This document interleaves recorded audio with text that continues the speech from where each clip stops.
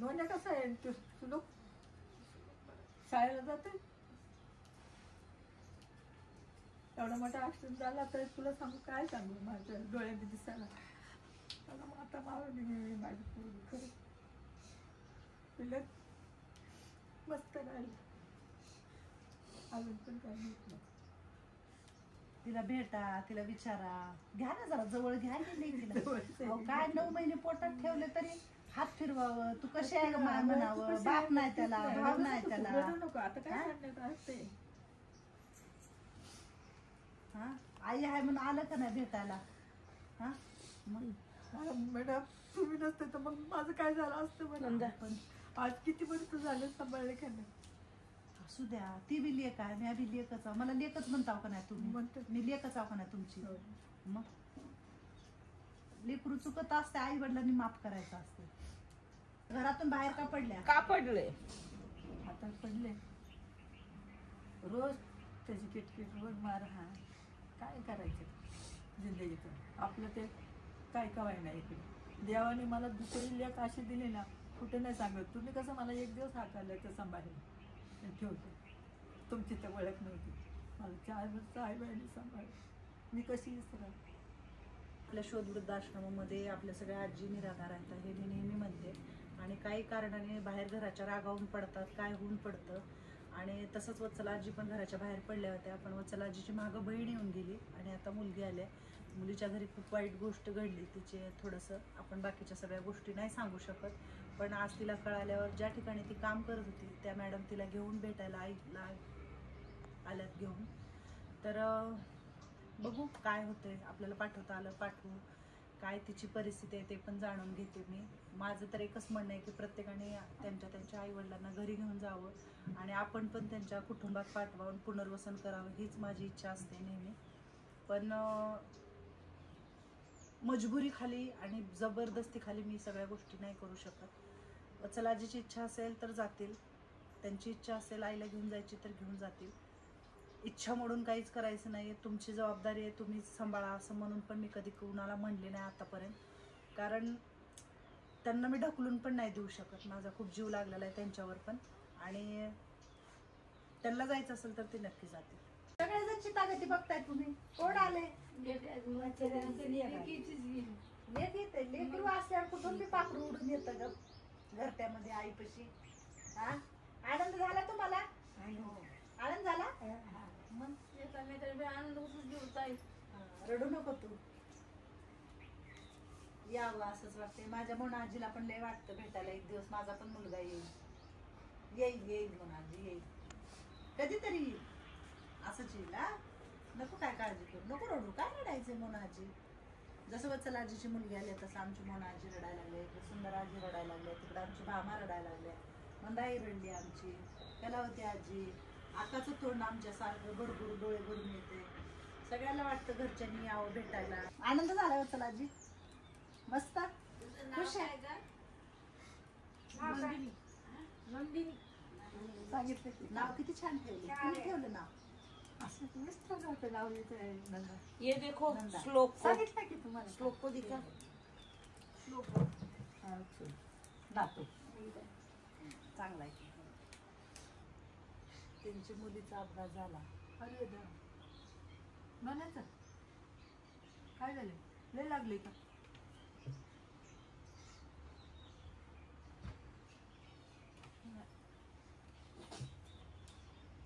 वत्सलाजी तुम्हाला माहीतच नाही ते बाय ग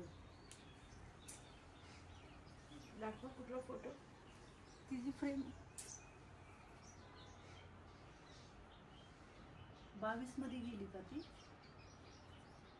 ही 22 मध्ये आले ना तुमच्याकडे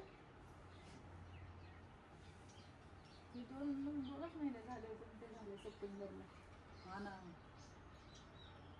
किती चांगली होती ग अरे स्वभाव में भी खूब बहुत अच्छी थी वो आप मत रोइए बहुत मतलब बहुत अच्छी थी और लास्ट में तो मेरा और उसका इतना अच्छा बॉन्डिंग हो गया था ना कि आप सोच ही नहीं सकते तर वत्सलाजीच्या मुलीसोबत एक मॅडम आल्या आम्ही तिकडे कॅमेरा नाही घेऊ शकत पण खरंच आज आहे ना घरकाम करणाऱ्या महिलांबरोबर मॅडम अशी लोक राहायला पाहिजे तिथे बिचारी आहे ना एका मुलीला आईला भेटवायला घेऊन आली आणि मुलगी खूप अडचणीत आहे. म्हणजे असं नका म्हणतो वत्सलाजीच्या मुलीचं खूप चांगलं असं काहीच नाही बिचारीचं. तरुण मुलगी 22 वर्षाची अपघातात गेली. 16 वर्षाची मुलगी 16 वर्षाची वारली मुलगी. ती आणि सनुष्का. Accident झालं होतं. नाही, वत्सलाजीला माहितीच नाही. वत्सलाजी म्हणतायत नोन्या, म्हणजे तिला लाडानी सगळे नोनू का ना काय हा नोन्या म्हणत होते वाटतं. तर वत्सलाजीचे म्हणजे लाडकी होती नात, तर वत्सलाजीला माहीतच नाही. आणि बघून सगळं कसली सुंदर आहे ना मुलगी. हुशार होती शाळेमध्ये, खूप हुशार होती ना. नाही करा वत्सलाजी.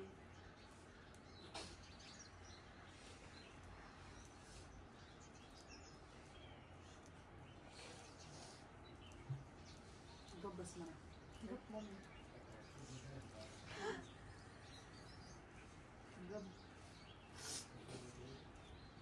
आता काय होणार तुम्ही रडलं पण काय होणार? झालं त्याला 3 वर्ष झाले. अजून ते 3 वर्ष पण मग क्या गे पण ते माहित आहे का काय नाही कसं झालं असेल बघ.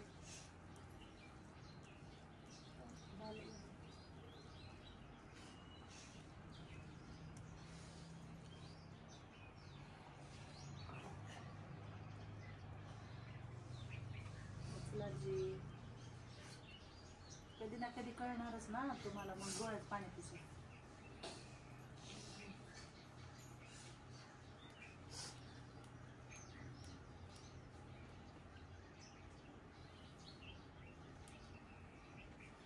मग नाही येत तू घरी? हा घरी नाही येत. नाही पण आता तिनं म्हणते ना चुकलं त्यावेळेस तुम्ही घरातून कुठं कसं बाहेर पडल्या, काय घडलं हे नाही घेणं देणं आपल्याला. पण आता घ्यायला आले ना, तुमचं काम आहे ना जायचं. हा का नाही जायचं आता? हा नाही जायचं आता, आपल्या इथंच राहायचं. मला काय बी करत काय बघा सांगा, पण मी इथंच राहणार. कारण असंच सगळ्यांनी म्हणल्यावर कसं व्हायचं वत्सलाजी? सगळे घरचे भेटल्यावर घरी जायला पाहिजे का नाही सांगा बरं. हा काय करू? असे दुखात आता तर दुखात कधीच नाही जाणार, अजून जास्त वाढेल. कशाचं दुःख तुम्हाला होय? त्या म्हणजे मुलीचं होय, म्हणजे नातीचं? आता तर जास्तीच होईल तू बी. त्यापेक्षा मग इथेच राहिलेली काय वाईट आहे सांगा.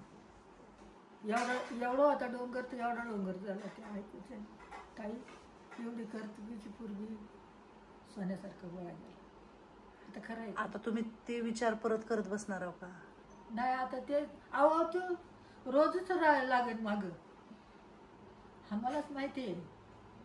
म्हणजे नात गेली म्हणून तुम्हाला ओरडल का जावाई? काय लय आईवर ओरडलं ते आई दे परत. मी तुम्हाला ना खोटं नाही बोलत. मग जायचंच नाही का आता? नाही जायचं. ठीक आहे मुलगी, पण मुलीची परिस्थिती पण खूपच हे आहे. आणि आत्ताच त्यांची 15-16 वर्षाची मुलगी वारली. तर वत्सलाजीला ते पण दुःख आहे. वत्सलाजीला नव्हतं माहिती, आत्ता कळालं. अपघातामध्ये मुलीची मुलगी, एकच मुलगी होती, एकच मुलगा आहे. मुलाशीच मगाशी बोलत होत्या, व्हिडिओ कॉल केलता. परिस्थिती खूप नाजूक आहे वत्सलाजीच्या मुलीची. काय का असं ना, पण आली भेटायला माझ्यापर्यंत हेच खूप आहे. आणि जेव्हा वत्सलाजीची इच्छा होईल तेव्हा वत्सलाजीला आपण वत्सलाजीच्या मुलीकडे पाठवू, घरी पाठवू.